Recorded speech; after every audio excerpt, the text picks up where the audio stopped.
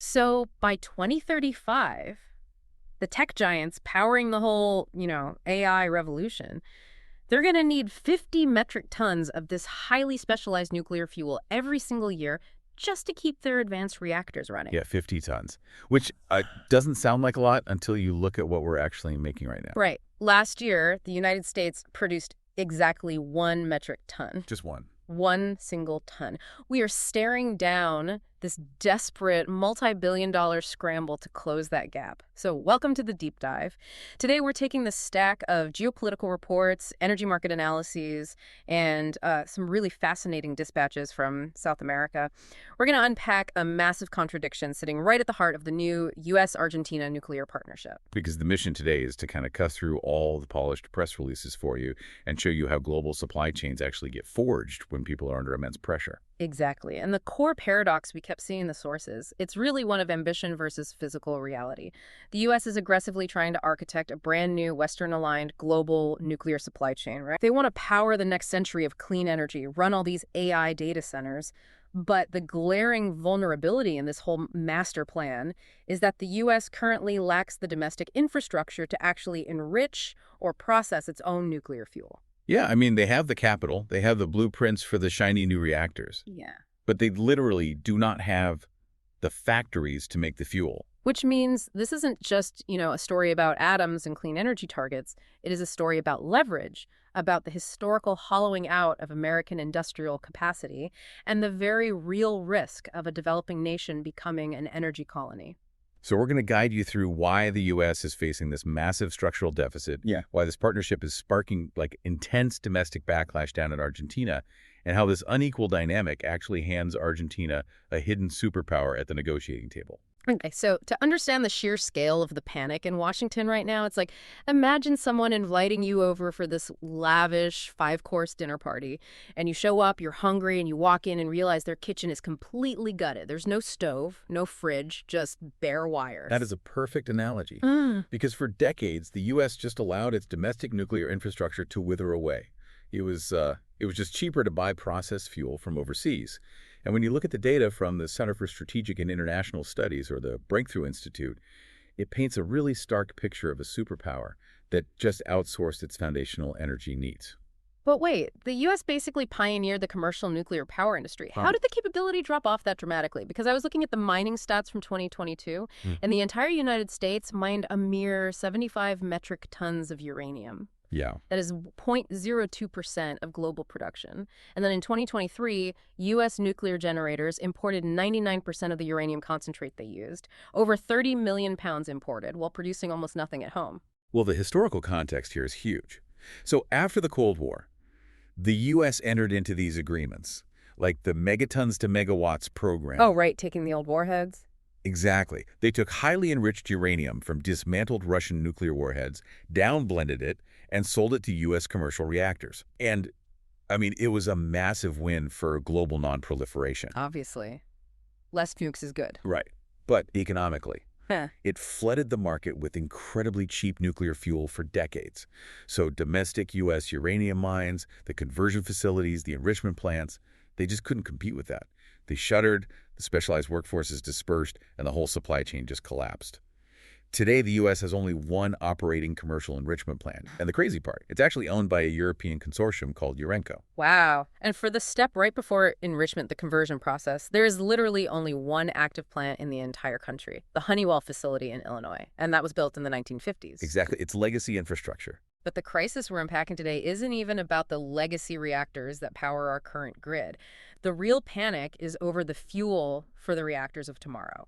The Advanced Small Modular Reactors, or SMRs. These are the agile next-gen reactors that all the tech companies are banking on, and they require a specialized fuel called HALEU, High-Assay Low-Enriched Uranium. And HALEU is the absolute bottleneck of this entire nuclear renaissance. So traditional legacy reactors, they use fuel enriched to about, 3 to 5%, but SMRs, They require fuel enriched between 5 and 20%. Okay. That higher concentration is what allows these new reactors to be so much smaller, more efficient, and run for years without needing refueling. But producing HALEU requires specialized centrifuge cascades that the U.S. just does not have at commercial scale. Which goes back to the Department of Energy projecting that domestic demand for HALEU will hit 50 metric tons a year by 2035. And right now, like we said at the top, we make 1 ton from a single demonstration facility in Ohio. Right, so we have a 49-ton deficit looming. And the geopolitical safety net that the U.S. used to rely on, it's completely vanished. Right, because historically, the U.S. relied on Russia for roughly 20 to 27% of its enriched uranium. Yeah, and after the invasion of Ukraine, that dependency overnight became a massive strategic vulnerability. Congress actually passed a law banning Russian uranium imports entirely by 2028. Which creates a terrifying ticking clock for the energy sector because, 2028 is essentially tomorrow in infrastructure years. Oh, absolutely. The federal government is trying to brute force a solution now. They've awarded $2.7 billion in grants to companies like Centrus and Orano to build out domestic enrichment capacity. But you can't just accelerate physics with cash. Exactly. Building a new centrifuge facility takes 7 to 10 years. Yeah. You're talking about massive cascades of machines spinning at thousands of rotations per minute, separating isotopes with near-perfect precision under incredibly strict regulatory oversight. You can't just throw money at that and expect it done next year. Yeah. Even with limitless funding, new commercial HALEU capacity won't hit meaningful scale in the U.S. until 2030 or later. So, to summarize the U.S. side of this, we are staring at a structural gap. A total ban on Russian imports by 2028, but domestic factories won't be fully online until 2030 at the earliest. But those new reactors still need fuel in the interim. Right. So the U.S. has to find a partner who already possesses the raw materials and the early-stage processing capabilities just to keep the Western supply chain afloat while America rebuilds its own factories.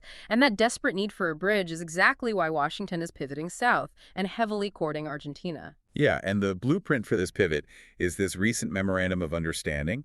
It was signed between a U.S.-based company called Nanonuclear Energy, an exploration firm named Euramerica, and this really critical Argentine state-run subsidiary called Dioxitec. Right. The goal is to integrate Argentina's resources directly into the Hungary, American, and European enrichment pipelines. Now, if you are wondering why Argentina was chosen over, like, any other country with open land and rocks in the ground, it comes down to institutional depth. It really does. Argentina isn't starting from scratch here. They have a highly sophisticated 75-year history of non-military nuclear development. They created their National Atomic Energy Commission back in 1950. Yeah, they currently operate 3 nuclear power plants that provide about 5% of the country's electricity. They have proven uranium deposits in regions like Chubut province. But the absolute crown jewel they bring to this partnership is their conversion know-how, specifically their ability to produce uranium hexafluoride, or UF6. Let's pause on that because the importance of UF6 cannot be overstated in the supply chain. Can you explain why that specific gas is so crucial? Sure. So to understand why, you have to look at the mechanics of enrichment. You literally cannot enrich solid uranium rock. The centrifuges operate by spinning incredibly fast, and that forces the heavier U-238 atoms to the outside, while the lighter U-235 atoms, the ones you actually need for a nuclear reaction, they gather in the center. Right. So think of a centrifuge like a highly calibrated industrial salad spinner. You can't put a solid boulder into a salad spinner and expect it to separate. You have to melt it down into a gas first so that atoms can actually drift apart under that centrifugal force. Exactly. The uranium dioxide must be chemically converted with fluorine to create uranium hexafluoride gas. That UF6 gas is what gets fed into the enrichment centrifuges. And because the U.S. is so severely bottlenecked on its own conversion capabilities, tapping into Argentina's established Dioxitec infrastructure to source ready-to-go UF6 is a massive strategic relief. It essentially allows the U.S. to bypass a major upstream choke point. And the political timing in Buenos Aires aligns perfectly with Washington's needs right now. Argentina's president, Javier Milei, has initiated this deliberate, sweeping geopolitical realignment. His administration actually suspended a major planned nuclear reactor project that was being negotiated with China. Yeah, and simultaneously, he signed Argentina up as the first Latin American member of the U.S. FIRST program, which is this State Department initiative focused on deploying small modular reactors. So looking at this impartially, from a purely regional analysis, this is a calculated macroeconomic strategy by the Milei administration. By distancing the country from Beijing and offering up Argentina's nuclear assets to solve a U.S. supply chain crisis, the stated goal is to attract significant U.S. capital, stabilize their own really volatile economy, and position Argentina as an indispensable, unconditional ally of the West. On paper, it sounds like a perfect match, right? U.S. capital and ambition meet Argentine resources and expertise. Right. But when you actually map out the geography of this proposed supply chain, like where the mining happens versus where the high-tech processing happens, you start to uncover why this partnership is causing an absolute uproar among Argentine scientists, engineers, and policymakers. It's the energy colony threat. Exactly. The proposed supply chain asks Argentina to mine the raw uranium, manage all the environmental impacts of that, and utilize its Dioxitec facilities to perform the early-stage conversion into that UF6 gas. But then that gas is shipped to the Northern Hemisphere to facilities in the U.S. or Europe for the high-tech, highly lucrative enrichment phase, and ultimately the manufacturing of the final HALEU fuel. There is a scathing quote in the Guardian piece we reviewed from Diego Hurtado. He is the former vice president of Argentina's National Atomic Energy Commission, and he just stated it plainly.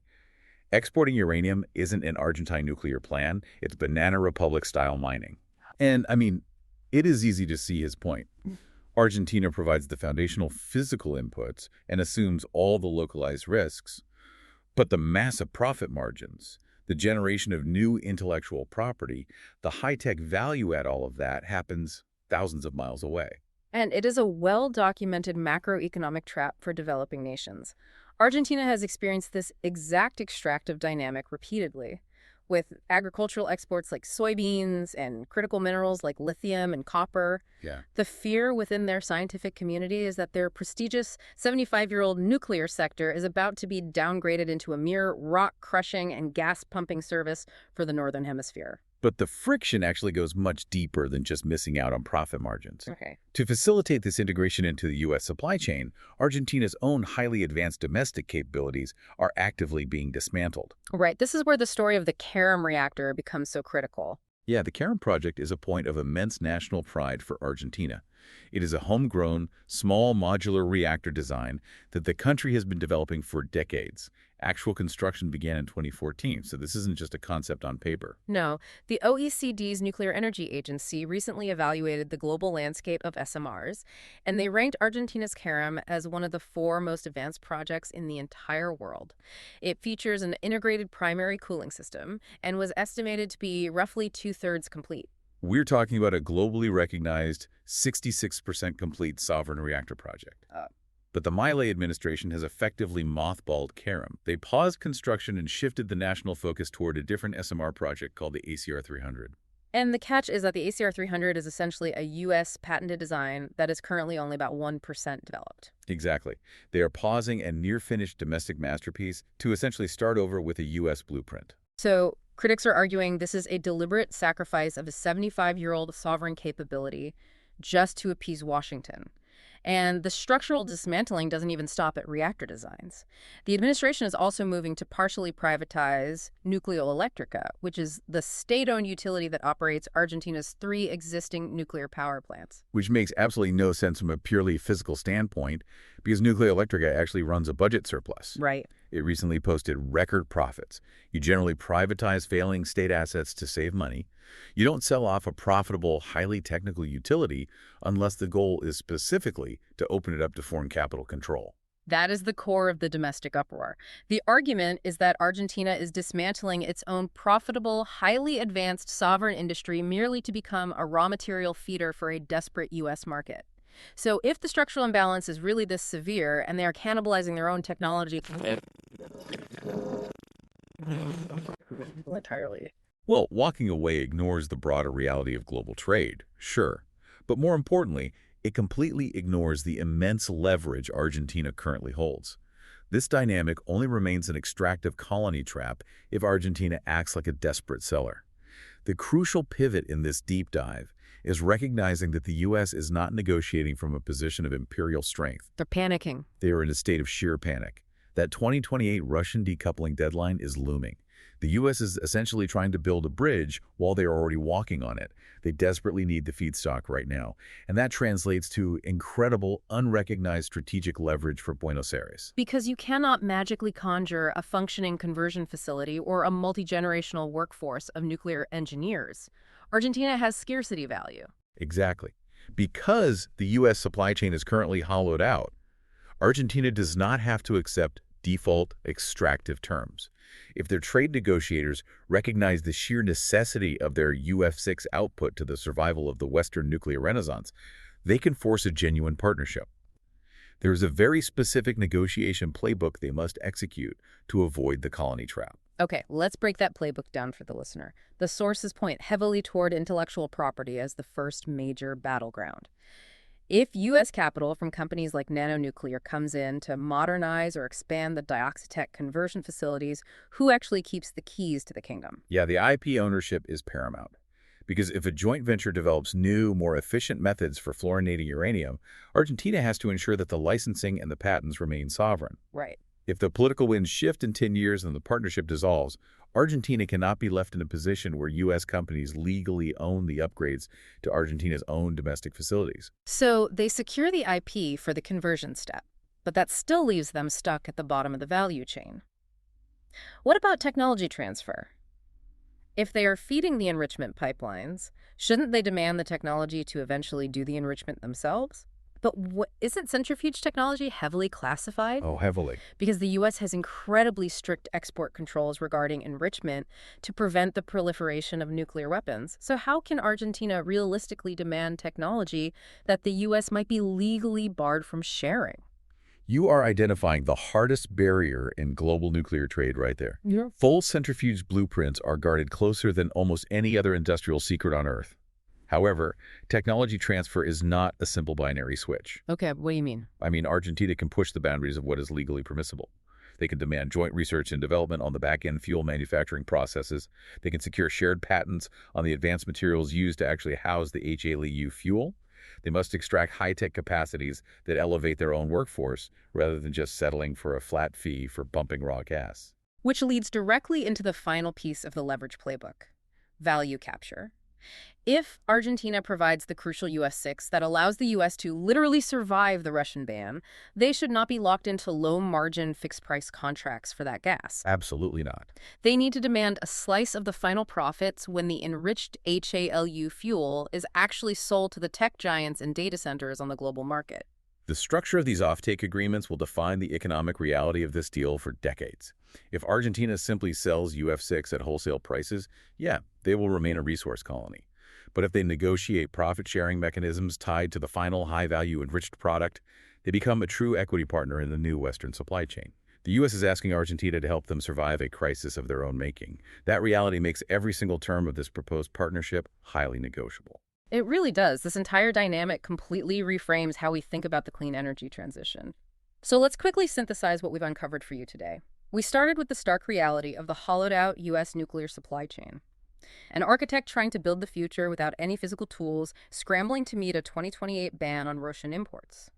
We explored the pivot to Argentina, relying on their 75-year institutional depth and their vital UF6 conversion capabilities to bridge the gap. Right? We broke down the intense domestic backlash over the dismantling of sovereign projects like the Carrum reactor in favor of a subservient role. And finally, we unpacked the massive, unrecognized leverage Argentina holds to demand IP, technology transfer, and true value capture. And the broader lesson here, whether you're tracking geopolitics or energy markets, is that the nuclear renaissance is not just some pristine narrative about sleek SMRs and decarbonization. It is a gritty, unequal, and highly negotiated physical reality. It is a story about who controls the raw rock, who holds the patents, and who captures the massive economic rents of the finished fuel. Which brings me to a final thought I want to leave you with, something to mull over that builds on this entire geopolitical chess match. The U.S. is essentially asking Argentina to hit pause on its own domestic nuclear evolution. They're asking them to mothball their own advanced reactors and serve as a raw material bridge while the U.S. rebuilds its domestic enrichment capacity over the next decade. Yeah. But what happens to Argentina's highly specialized nuclear workforce during those 10 years? If their domestic labs rust and their sovereign SMR projects remain shelved while they wait to just pump UF6 for the Northern Hemisphere, do the best minds stay, or do they emigrate? Wow, yeah. If Argentina's brightest nuclear physicists and engineers leave the country for Europe or North America over the next decade, could this strategic partnership accidentally hollow out the exact technical brilliance that the U.S. was attracted to in the first place? It's a profound risk. While the architect is busy trying to finally build their own kitchen, the master chef they hired to help might just leave to cook for someone else. It really is a profound vulnerability. And it's something both nations need to address head-on if this supply chain is going to survive the next decade. Thank you so much for joining us on this deep dive. We love taking these massive, complex global shifts and unpacking the actual mechanisms driving them with you. Until next time, keep questioning the blueprints.